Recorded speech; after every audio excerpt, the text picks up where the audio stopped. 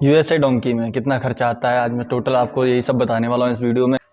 Hello friends, आज हम बात करेंगे यूएसए डोंकी पे। यानी सबसे ज़्यादा कमेंट्स में पूछे जाने वाले क्वेश्चन ये होते हैं कि अमेरिका जो डोंकी लगा के जाते हैं तो कितना खर्चा आता है, यानी एग्जिट खर्चा कितना आता है। कोई पूछता है, कोई कहता है कि वहाँ जाने के बाद क्या होगा, ग्रीन कार्ड कब मिलेगा, वापिस कब आ सकते हैं, यूएसए डोंकी लगा के जाने में कितना खर्चा आता है, गारंटर चाहिए कि नहीं चाहिए, पुलिस रोकती है तो क्या करना है, और हम वापस इंडिया कब आ सकते हैं, अपने पेरेंट्स को कैसे बुला सकते हैं। आपको इन सभी से रिलेटेड आज को पूरा फुल इन्फॉर्मेशन देने वाला हूँ कि सबसे ज़्यादा क्वेश्चन में पूछे जाने वाले होता है ना कि भैया पैसे कितने लगते हैं, ठीक, और कितने दिनों में हम पहुँच जाते हैं, है ना। ये भी सब बहुत क्वेश्चन पूछा जाता है, हम कितने दिन लगते हैं हमें डोंकी जाने में, डोंकी सेफ है कि नहीं है, और सबसे बड़ी बात ना कि गारंटर चाहिए कि नहीं चाहिए, गारंटर का क्या है सीन। आज आपको टोटली मैं सब कुछ बताने वाला हूँ इस वीडियो में। हेलो फ्रेंड्स, अगर आप भी यूएसए अमेरिका डोंकी लगा के जाने वाले हैं तो ये वीडियो सिर्फ और सिर्फ आपके लिए। सबसे ज़्यादा पूछे जाने वाले क्वेश्चन होते हैं ना जो कि एजेंट कहाँ से मिलेगा, खर्चा कितना आएगा, गारंटर चाहिए कि नहीं चाहिए, मेडिकल में क्या क्या होता है, और एजेंट कहाँ से मिलेगा, और एक चीज़ कि कितने दिन लगते हैं जाने में पनामा जंगल में। मैंने पनामा जंगल के ऊपर तो एक वीडियो बना दी है, और मैं आपको इसमें टोटल जो सबसे ज़्यादा पूछे जाने वाले क्वेश्चन है ना कि कैसे जाएंगे, कहाँ से एजेंट पकड़े, कहाँ से क्या करें, गारंटर चाहिए कि नहीं चाहिए, बॉर्डर क्रॉस करने के बाद क्या होगा, आज आपको टोटली सब कुछ बताने वाला है इस वीडियो में। तो चलिए वीडियो को स्टार्ट करते हैं। उससे पहले अगर आप हमारे चैनल पर नए हैं तो प्लीज़ हमारे चैनल को सब्सक्राइब कीजिए और बेल आइकन को भी दबाइए, जिससे आप इमिग्रेशन से related, work visa, study visa, tourist visa से रिलेटेड वीडियो आप सबसे पहले देख सकें। तो चलिए वीडियो को स्टार्ट करते हैं। सबसे पहला क्वेश्चन ये है कि वकील करवाना होता है कि नहीं करवाना होता, वकील कब करवाना होता है। तो मैं आपको बता दूं, जब आप कैंप में पहुंच जाते हैं ना तो आपको वकील करवाना होता है, और वहाँ पे आपका गारंटर भी चाहिए, तब भी आप जल्द से जल्द बाहर आ सकते हैं। और आपका वकील यानी आपका गारंटर नहीं है तो आप बाहर नहीं आ सकते, सोच समझ लीजिए। इसलिए आपको जो सबसे पहला क्वेश्चन होता है यही होता है। लोग कहते हैं यार वकील हम कैसे करेंगे, कहाँ करेंगे।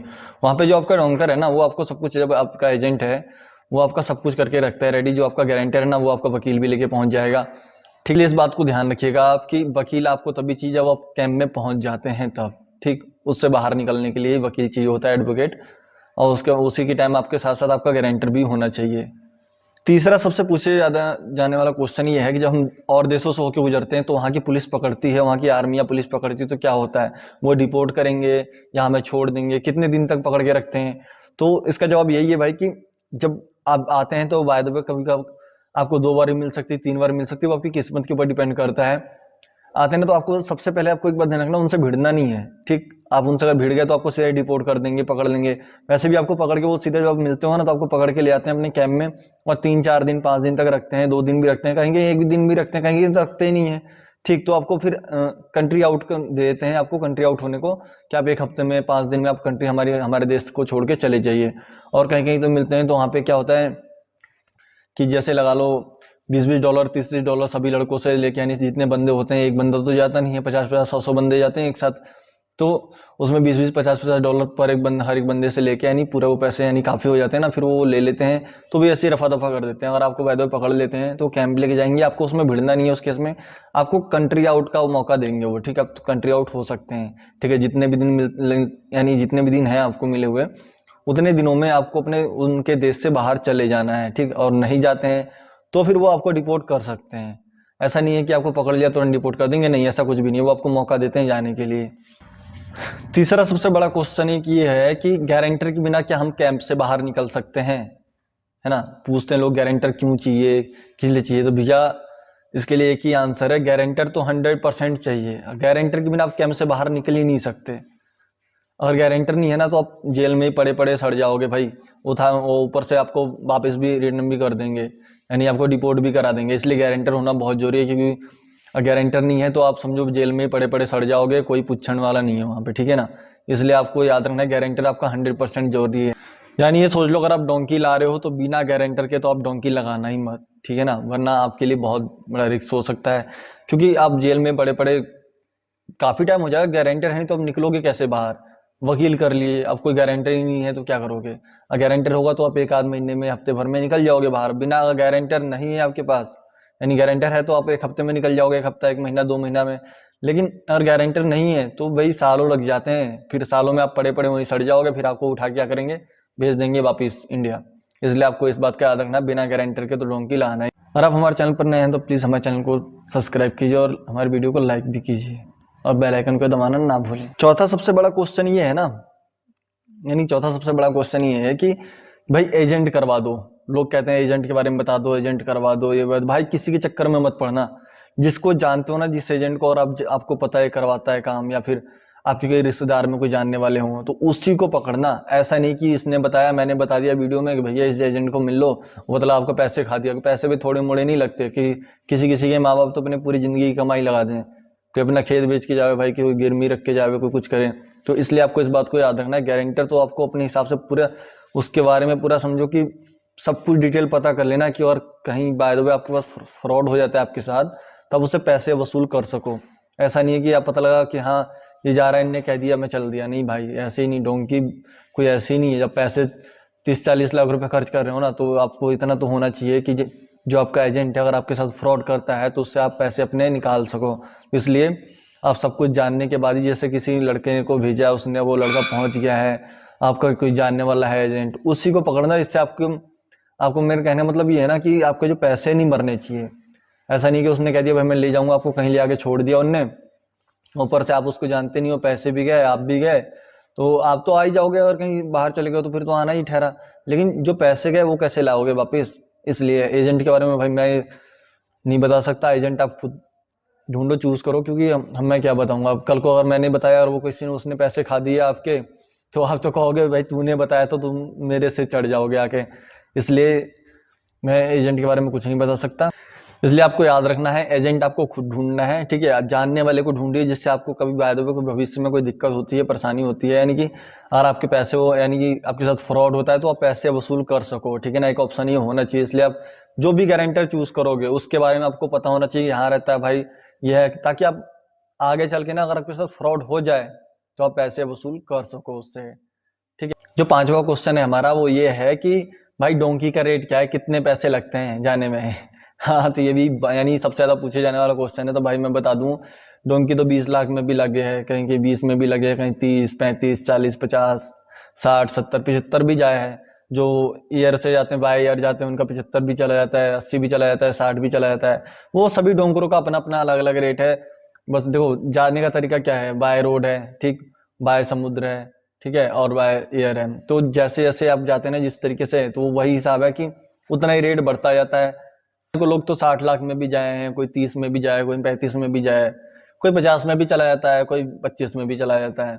तो इसलिए मैं बताऊँ सबका अलग अलग रेट है। जो आजकल का मैक्सिमम रेट चल रहा है वो 40 तक चला जा रहा है, 30 का होता है आपका गारंटर वारंटर लगा के सब कुछ, वो आपका 40 तक पहुंच जाता है। और एक चीज जो डोंकर है ना, उन सब भी जितने भी डोंकर है सब अलग अलग डोंकर है, तो उन सबका अलग अलग रेट है, यानी एक से नहीं बात करनी। अगर आप बात भी करते हो ना, अगर आप डोंकी लगाने वाले हो, तो 2-3 डोंकरों से बात करो कि आपका कोई कम में करा दे, आपका कोई ज्यादा भी लेता है, सबका अलग अलग रेट है। इस बात को आपको ध्यान रखना है कि सबका रेट अलग। और यानी मान लो आपका 30 लाख रुपए लग रहा है ना डोंकी में, डोंकी से लगा के जाने में आपको, तो आपको ये समझ लो कि 30 तो वो चलेगा, फिर 4,000-5,000 डॉलर वो भी ले, जो आपको गारंटर करना है ना, 4,000-5,000 डॉलर वो भी लेगा। तो आपका लगा लो 40 के समथिंग पहुंच जाता है। आपको शॉपिंग भी करनी होती है, कपड़े कुपड़े भी लेने हैं। अब यानी समझो पूरे 2-3 महीने का सफर होता है, किसी का 2 महीने भी लग जाए, किसी का महीना भी लग जाए, किसी का 6 महीना भी लग जाता है। इसके लिए कुछ नहीं कह सकते, वो किस्मत के ऊपर भाई है कि अगर आपको जगह जगह पुलिस मिलती है तो वो आपको 1 दिन, 10 दिन, 5 दिन, 2 दिन, 3 दिन कैंप में रखेगी ही रखेगी।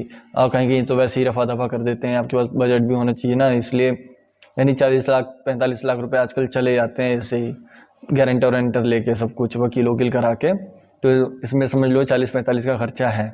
और एक सबसे बड़ा क्वेश्चन ये आता है ना कि भाई हमें डोंकी ला के हम जा रहे हैं, अगर इंडिया से यूएसए जा रहे हैं डोंकी ला के, तो कितने दिन लगते हैं? तो भाई इसका कोई लिमिट नहीं है कि कितने दिन लगते हैं, कोई नहीं बता सकता। वो आपकी किस्मत के ऊपर डिपेंड करता है, ठीक है। चाहे वो 10 दिन लग जाए, वैसे 10 दिन तो नहीं लगेगा, सॉरी गलत बोल दिया मैंने, चाहे 1 महीना लग जाए, चाहे 2 महीना, कहीं 3 महीना, 6 महीना भी लग सकता है। जैसे क्या है ना, जब बॉर्डर पर आप पार करते हैं ना, तो अलग अलग देशों से पार होके आना पड़ता है, तो वहाँ की आर्मी या पुलिस पकड़ती है, तो सीधे आपको अपने कैंप लेके चली जाती है। वो कहीं आपको 1 दिन में सुनवाई होती है, कहीं 4 दिन बाद सुनवाई होगी वहाँ पे। तो ऐसा नहीं वो आपको डिपोर्ट कर देंगे, आपको भिड़ना नहीं है उनसे ना, भिड़ेंगे ना तो आपको डिपोर्ट भी कर सकते हैं। इसलिए आपको इस बात का याद रखना है कि भिड़ना नहीं है, ठीक है। फिर वो आपको कंट्री आउट का दे देंगे कि इतने दिन में हमारे देश से बाहर चले जाओ, हमें कोई आपत्ति नहीं है आपसे। तो आपको उतने दिन में वापस, तो फिर जो 4-5 दिन का ना ऐसे ऐसे करते करते 2 महीना भी लग जाता है, 1 महीना भी लग जाता है। किसी किसी को पुलिस मिलती है, आर्मी मिलती है, किसी किसी को नहीं मिलती है ना। किसी को 1 ही बार मिलती है, किसी को 2 बार मिलती है, किसी को हर देश में पकड़ लिया जाता है। तो इसलिए आपको ये पता होना चाहिए कि 1 महीना 2 महीना ऐसा नहीं है, वो आपकी किस्मत के ऊपर डिपेंड करता है। और कोई डोंकर कह रहा है ना मैं 1 महीने में भेज दूंगा, 1 महीने में भेज दूंगा, तो ऐसे चक्करों में मत पड़ना कि हाँ 1 महीने में भेज ही देगा वो।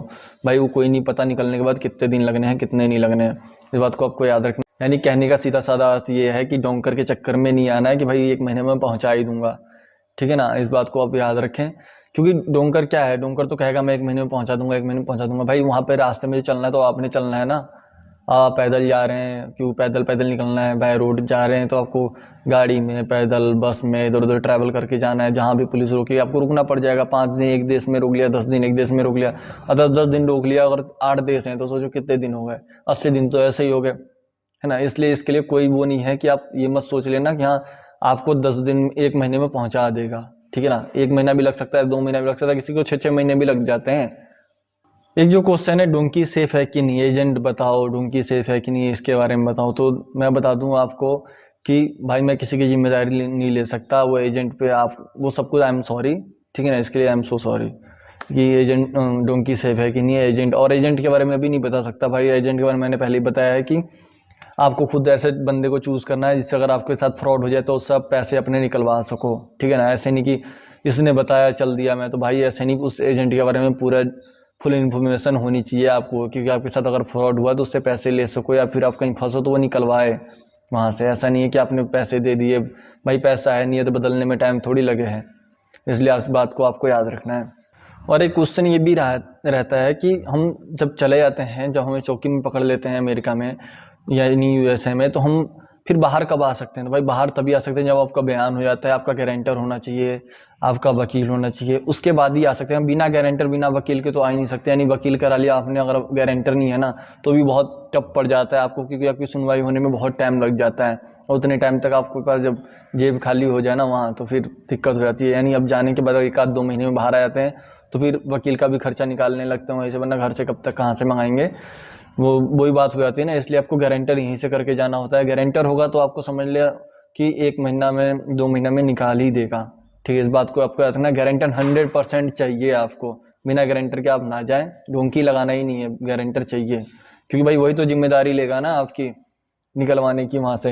यानी कि कहने का सीधा साधा अर्थ मेरा ये है कि बिना गारंटर के आपको डोंकी नहीं लगानी है, गारंटर आपका होना चाहिए, 100% जरूरी है। और एक क्वेश्चन, एक चीज़ ये भी है ना, लोग सोचते हैं, पूछते हैं कि हम वहाँ जाने के बाद अपने पेरेंट्स को कब बुला सकते हैं। तो भाई पेरेंट्स को नहीं बुला सकते और ना ही आप इधर आ सकते हो। पेरेंट्स को बुलाने का एक ही तरीका है और आने का भी एक ही तरीका है। आप इंडिया तो ऐसे आ ही नहीं सकते, 1-2 साल के बाद आप हाँ आ सकते हो, वो भी इलीगल तरीके से ही आओगे। अगर आपको इंडिया आ गए ना, और आपका इंडिया का इमिग्रेशन का थप्पा लग गया आपके उस पर, तो आप कभी वापस यूएस से नहीं जा पाओगे। तो हाँ आप नेपाल के टूरिस्ट वीज़ा पे आओ, ठीक, वहाँ से फिर बाय टैक्सी करके इधर से आ सकते हो। और हाँ पेरेंट्स को रही बात बुलाने की, तो भाई जब तक ग्रीन कार्ड नहीं मिलता तब तक तो नहीं बुला सकते। हाँ लेकिन एक तरीका है, उसके ऊपर मैं उसके ऊपर पूरी फुल डिटेल में वीडियो बनाने वाला हूँ कि आप कैसे उनको अपने पास बुला सकते हैं बिना पीआर मिले ही। और आप वहाँ पे यानी आप सेटल हो चुके हैं, आपको जब लगता है ना सेटल हो गया हूँ मैं, अब मैं अपने पेरेंट्स को बुला लूँ यहाँ, तभी आपने बुलाना है। ऐसा नहीं कि भाई अपना खर्चा नहीं निकल रहा और पेरेंट्स को बुला लिया तो वो रिस्की हो जाता है ना। इसलिए आपको इस बात को समझना है, ठीक है, कि पहले अपने आप को सेटल कर लेना। वहाँ पे सेटल होने के 1-2 साल बाद फिर अपने पेरेंट्स को आप बुलाना चाहते हैं अपने पास तो आप बुला सकते हैं, उसमें कोई दिक्कत नहीं। पेरेंट्स चले जाएंगे, बिना पीआर के भी चले जाएंगे। तो नेक्स्ट वीडियो मेरी उसी पे रहने वाली है। भाई कैसी लगी वीडियो, देखो पूरे फुल इन्फॉर्मेशन लेके आया हूँ, फुल इन्फॉर्मेशन। आपने वीडियो देखी पूरी तो हमारी वीडियो को जरूर लाइक कीजिए, कमेंट कीजिए, और please good comments, bad comments नहीं, गुड कमेंट्स कीजिए। और हमारे चैनल को सब्सक्राइब भी कीजिए, जिससे इमिग्रेशन से रिलेटेड अलग अलग स्टडी वीज़ा, वर्क वीज़ा से रिलेटेड मैं वीडियो लाता रहता हूँ इस चैनल पे, ठीक है। मिलते हैं नेक्स्ट वीडियो में, तब तक के लिए जय हिंद।